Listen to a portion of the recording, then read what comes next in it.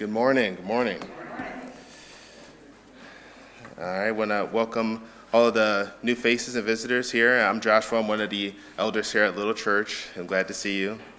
And just blessed to be able to share God's word today. And I ask that you all pray with me before we get started. Lord, thank you for this time that we come together in peace, being able to sing songs to you, to worship you, and to hear your word. And Lord, I pray, God, that your Holy Spirit speaks clearly through the message today, that your wisdom comes through, that you get the glory, and that you guide my words today, Lord. Let your will be done. In Jesus' name, amen. All right, so today we're going to be in Hebrews chapter 12. So I want to give everybody opportunity to get your Bibles or your phone or whatever instrument you use to meet me there, Hebrews chapter 12. And we're going to be starting at verse 1.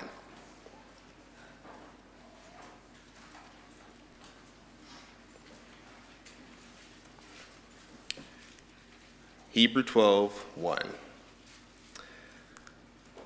Therefore, since we are surrounded by so great a cloud of witnesses, let us also lay aside every weight and sin, which clings so closely, and let us run with endurance the race that is set before us, looking to Jesus, the founder and perfecter of our faith, who for the joy that was set before him endured the cross, despising the shame, and seated at the right hand of the throne of God.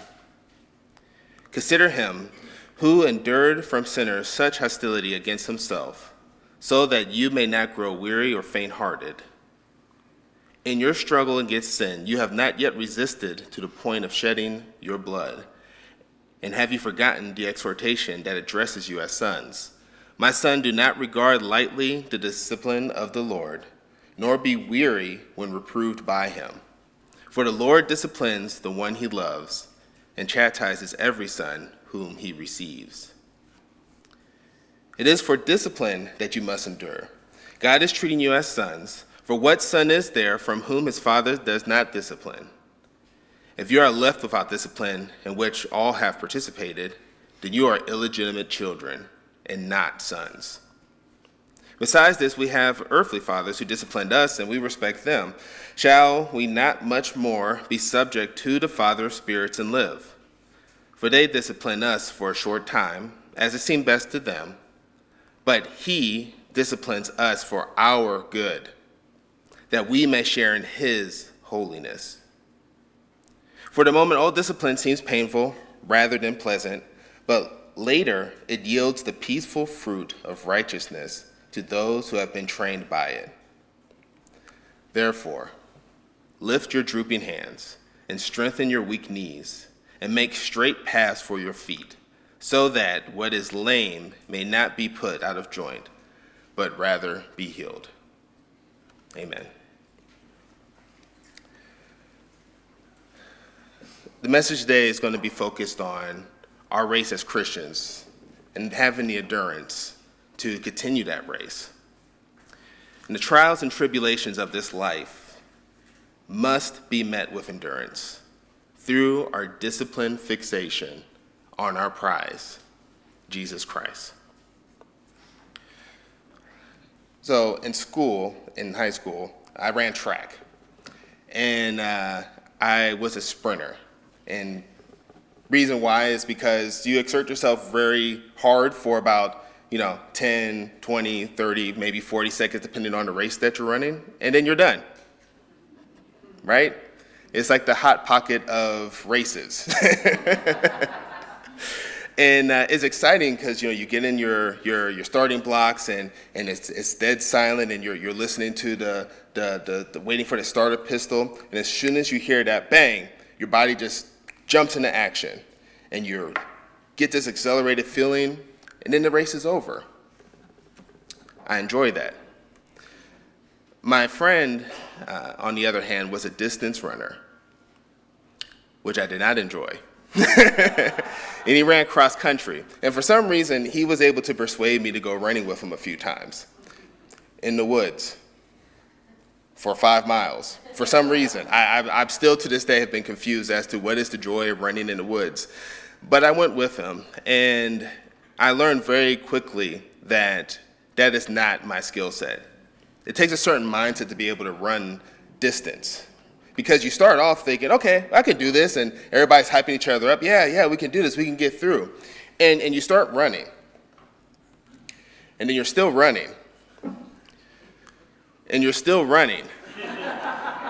And there's this weird thing that goes on in your head where that your body starts yelling at you. You start feeling things that you didn't know were there before, different muscle groups that you really ignored. And they're all yelling, hey, we got a problem. Something's wrong. We're still running. I didn't know if you were aware, but this is not pleasant. And when that thought pops into your head, you really become more aware of your breathing, right? Where are you? You're in the woods. I can't see the finish line from where I am. There is no finish line, okay? You're just out there running, aching, breathing hard, in pain, wearing the wrong shoes because your shoes are only meant to be on the track and you're jumping over rocks and logs. And in that moment, you want to quit. You want to stop.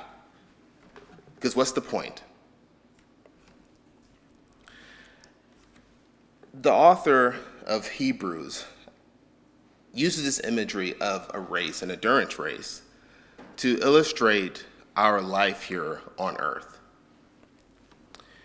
And how we need to use Jesus not only as our prize in this race, but also as our example of how we can endure and continue to run on.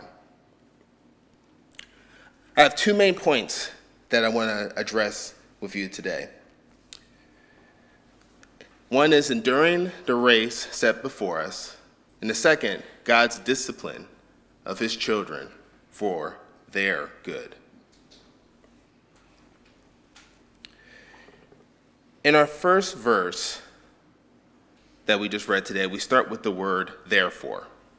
And I want to pause here because just good literary practice, especially when you're reading the Bible, is that when you start a chapter or you pick out a verse and it has the word therefore, you need to pay attention to what it's there for, and that it's because there's something before it and there's an argument being built up. And this should be pretty normal for us to understand. If I came up and I told you, therefore, you shouldn't feed gremlins after 12 o'clock, you'd be a little confused as to, wait, how did we get there, right? There has to be something that built up to that point. So what the author of Hebrews is doing in chapter 12, using therefore, we have to figure out what was preceding that to be able to continue to build on this understanding of this race and this endurance that we need. Now I want you to take your Bibles, and we're going to move 1 page over to chapter 11. And when chapter 11, starting at verse 32.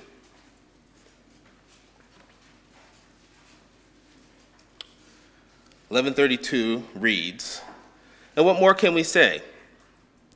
For time would fail me to tell of Gideon, Barak, Samson, Jephthah, of David and Samuel and the prophets, who through faith conquered kingdoms, enforced justice, obtained promises, stopped the mouths of lions, quenched the power of fire, escaped the edge of the sword, were made strong out of weakness, became mighty in war, put foreign armies to flight. Women received back their dead by resurrection." And let's pause. This is the part where we encourage you to have faith and you too can do these things. And pass the collection plate around and then we adjourn, right? Because unfortunately, there's this idea that this Christian race is going to be full of these victories and these monumental achievements. But let's keep reading. Some were tortured, refusing to accept release so that they might rise again to a better life. Others suffered mocking and flogging, and even chains and imprisonment. They were stoned, they were sawn in two, they were killed with the sword. They went about in skins of sheep and goats, destitute, afflicted, mistreated, of whom the world was not worthy, wandering about in deserts and mountains and in dens and caves of the earth.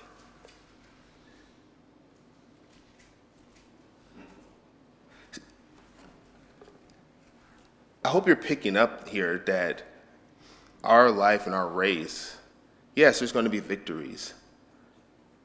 But oftentimes in this broken world that we live in, there's a lot of trials. And I think about the testimony we just heard today with Marlena, and I appreciate you coming up and sharing that and echoing this idea that the Christian walk is not all sunshine and lollipops. We have serious trials. We have something that makes us question sometimes, why keep running?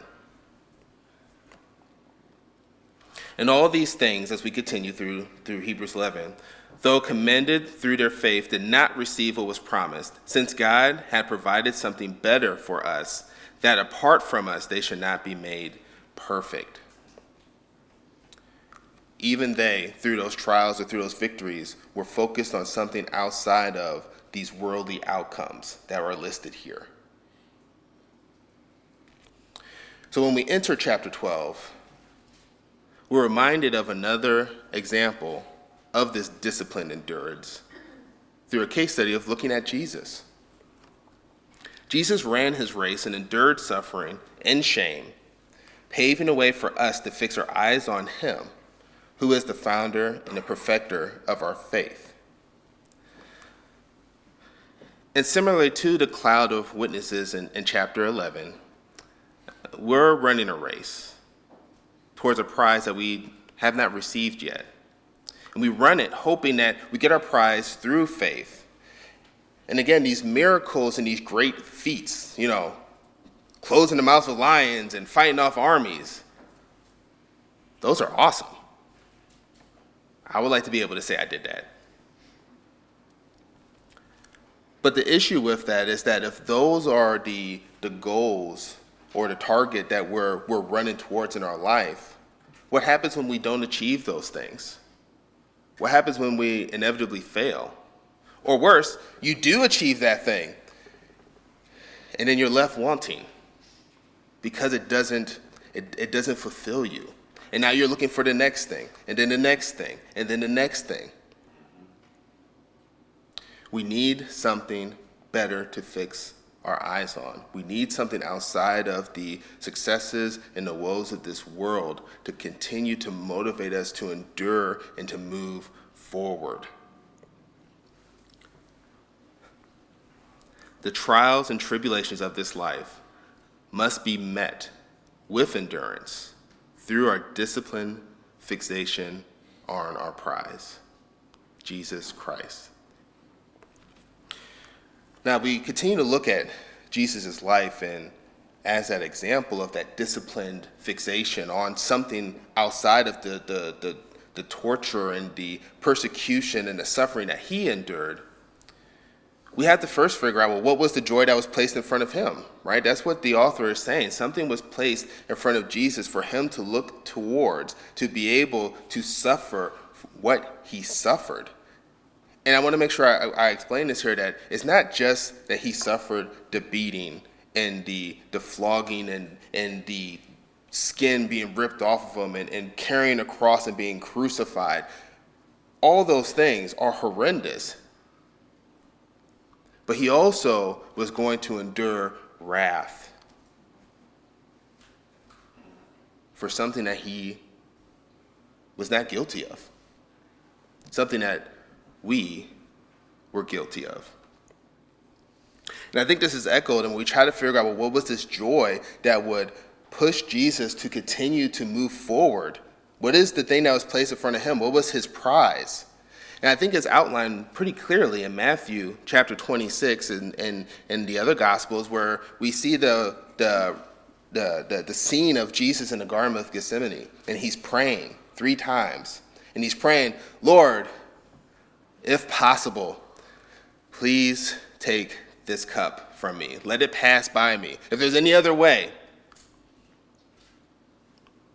And what was that cup?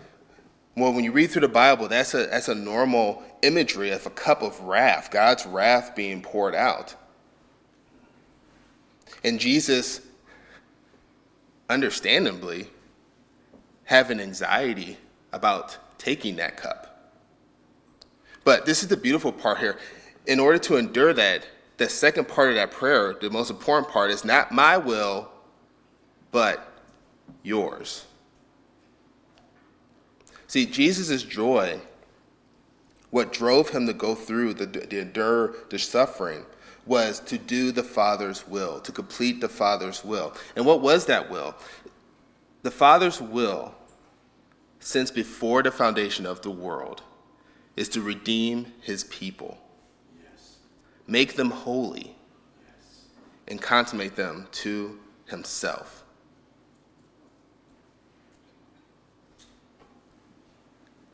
That's you. That's us. That's the church. God's will, since the foundation of the world, was to redeem, to bring his people to him. And that joy was placed in front of Jesus. And that's something that Jesus was able to look forward to endure that suffering. And again, if Jesus is supposed to be an example for us to also be able to endure, we need something to look forward to that's better than any achievement that we can have in this earth. And what we see what the author of Hebrew tells us is that this is Christ. He is the one that is our prize. He is the one that continues to motivate us to endure.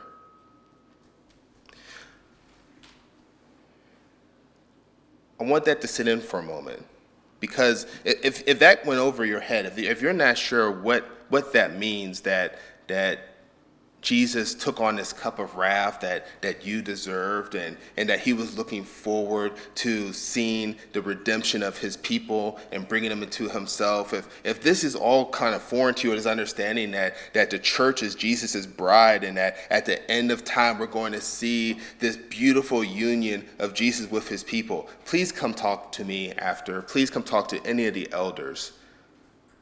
Don't let this day go by without you exploring what does that mean to be a part of God's people. Please don't leave without talking to one of us first. This joy of following the will of the Father is stronger than the pain of the current suffering. And Jesus endured because his eyes was fixated on doing the Father's will. And that's our example as we look at the trials and tribulations of our lives. And as Jesus paved the way for us, as he already completed the race, we fixate our eyes on him to continue to push forward. We need something better to fixate on. And this is what the author of Hebrews, when you read through the book, is making very clear, that Jesus is better. We see in chapter 1, going through chapter 2, that Jesus is better than the angels. We see in chapter 3, Jesus is better than Moses. When you get into chapter 7 through 10, you see that Jesus is the better priest. Jesus is better. That is our prize. He is outside of the achievements and the trials of this earth, because we're never promised that this life and this race is going to be quick, easy, or long and easy, or full of successes. No. And I think all of us here understand that as a Christian, we have a lot of trials, a lot of storms. And I'm sure many of us could testify that it was only through prayer and our faith that there's something better out there than this keeps us moving forward. Sometimes these trials are a reminder that we can't love the world because it's broken, because it's full of pain and suffering. And we look for that day when our King returns and he wipes away all tears from our eyes, and there'll be no more death nor sorrow, for those former things are passed away. That's the hope that we should be fixated on to help us to endure and move forward. Jesus is better. He will never disappoint you. You will never be found wanting, and we will spend eternity continuing to focus on him.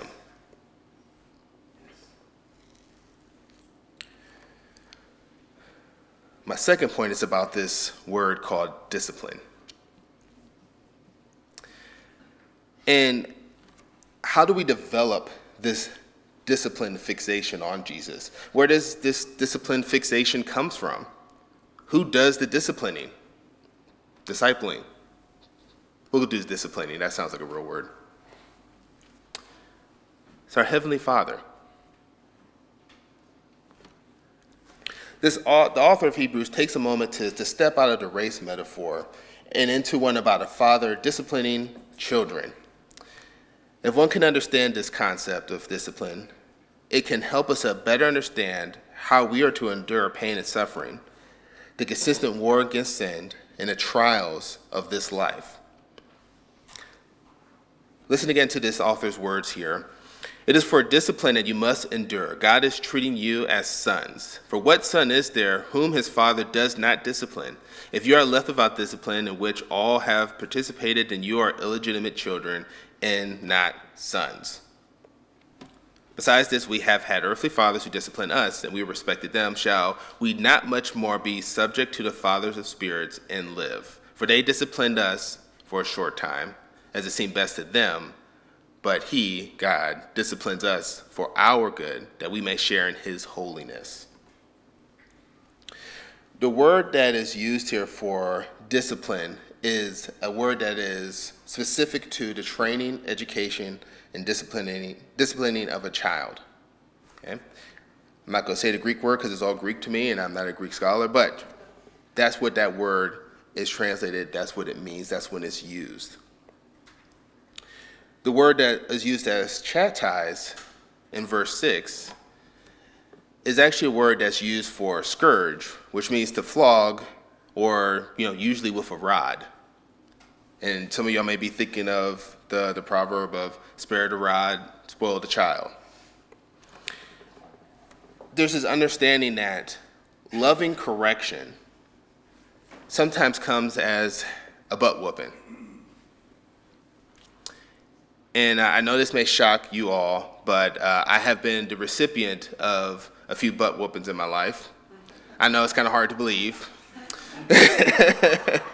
And I can explain from experience that it is not pleasant when that's going on at all. There's no part about you that is happy about the discipline while it's being handed out to you. But as I look back at those whoopings that I've received, I can look back as a parent now and understand that my parents were trying to build something inside me, was trying to correct me, was trying to discipline me. And if I could look back at those times where my butt was too sore and look back and say, wow, my parents did that because they were trying to help me to know God, to be the man that I am today, how much more can I understand that there's a Father in heaven who sees me as a son, who also wants to discipline me? Again, it's not pleasant while it's happening, but there's something about being able to reframe this understanding of pain and suffering as sometimes being seen as that disciplinary act where God is using that to correct us and to make us more holy like him.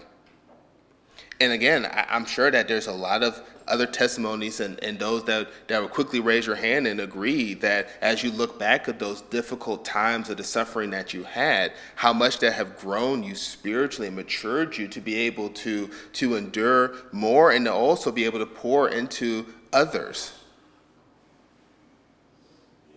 It's so interesting when you're going through something and in that moment you're like, Lord, why am I going through this? What is going on?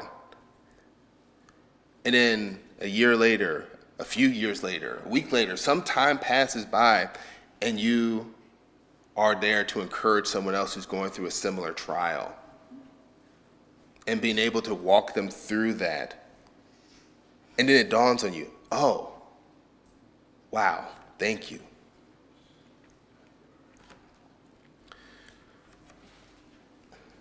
When we go to the park sometimes, I'll see children out and about, running around, and they're playing and everything, which is great. But every once in a while, you see that bad kid or kids that they're cursing or they're behaving badly, they're doing something wrong, and there's that part that you want to snatch their little butt up and be like, hey, stop that. But I can't do that. Okay? There's rules to that why I can't. But I can't discipline someone else's child. Why? Because they're not my child. They're not mine. Now, their parents obviously are okay with them acting the way that they are. But if they were my child, I would discipline them. And I want to make sure we're kind of understanding this, that this is how this world works, that as we look at things, and it talks about when the author says that if you're not being disciplined, you're not a legitimate child, you're illegitimate. There's something about understanding that God disciplines those that he deems as his children. And that is a huge blessing. Again, the discipline part, that sucks while it's going on. But when you really look at that, well, wait a minute. We have a Father in heaven. We have a God that sees us as his children. And just like how I would discipline my son out of love, how much more is God doing that for us? And I want to pause here for a moment, because this may be difficult for some of us. And I'm going to be real. I think this is going to be difficult for some of us, because this idea of a father disciplining his children out of love through a butt whooping may not be connecting somewhere, because there may be some of us here who we've received that type of discipline, and it wasn't in a biblical sense. It was something that was done out of frustration or for some other reason. Some of us have maybe never experienced what that is like. And because of that, some of us have a tarnished view of a parent or that parental relationship. So this whole understanding of God being a father and loving you and seeing you as a child may be skewed because you were raised by a broken, sinful human. So I want to say this as that, to acknowledge that this is a difficult thing to understand. And if that is you, continue to wrestle with that and continue to work with God and pray to him, because he wants you to understand that he is your father, and be thankful that one day we'll be able to see that clearly and understand fully what that looks like. And I think the author of Hebrews also understands that this is a difficult imagery for some people to grasp and understand. And in verse 10, he tells us that the earthly fathers disciplined what seemed best to them. So I think the author of Hebrews is acknowledging that, hey, the parent that was disciplining you, they did what they thought was best. But, which doesn't mean that's always what's best for us. However, listen to how he explains how God and why God disciplines us. And it says, for our good, so that we can share in his holiness. And that's that understanding that, yes, our fathers or our mothers, as sinful as they are, and the mistakes that they've made along the way, and not every time that we've been disciplined, it was for our good. We can understand that. But there's something different, which is with God disciplining us for our good. Why? To share in his holiness. We have a God who wants to share his holiness with us.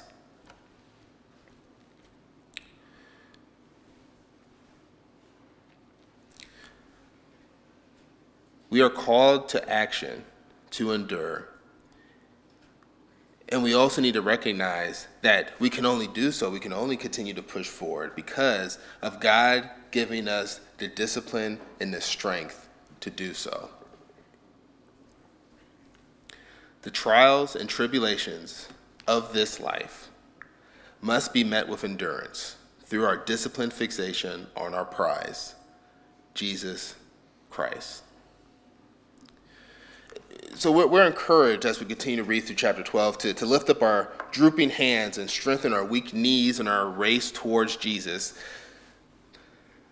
But this is very hard. Our flesh is naturally weak and we wrestle with it daily. And in the troubles and trials of this life, and it's hard to press on. And just like my story earlier about the cross-country racing, you start to question, why am I doing this? What can possibly drive me forward?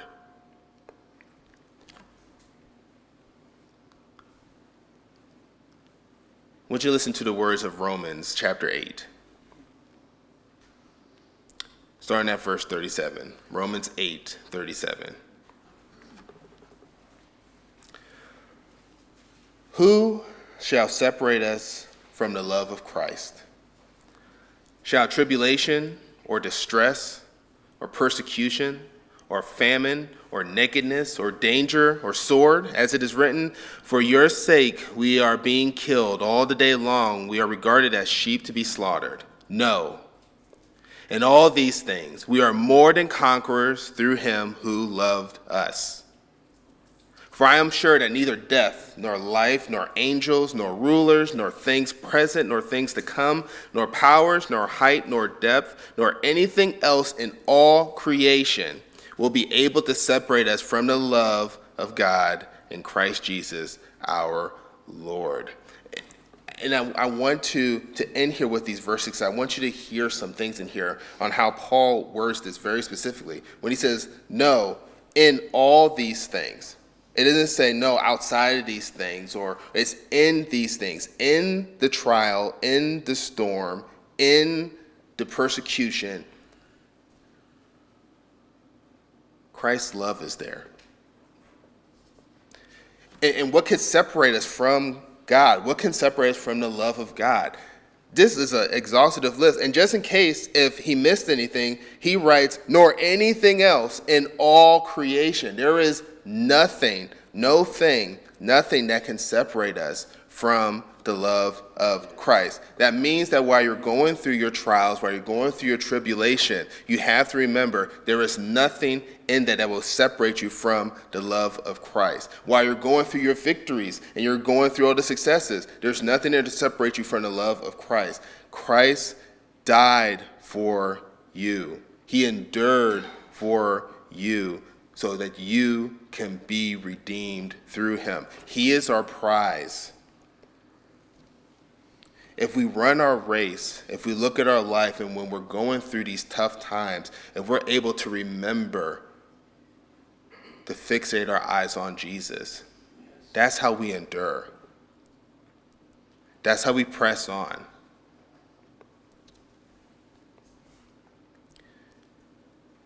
Paul also uses the word, we are more than conquerors. Now, I'm sure we've heard that taken out of context a lot. But I do want to make sure we emphasize that we're more than conquerors because the race has already been won. Jesus won the race for us.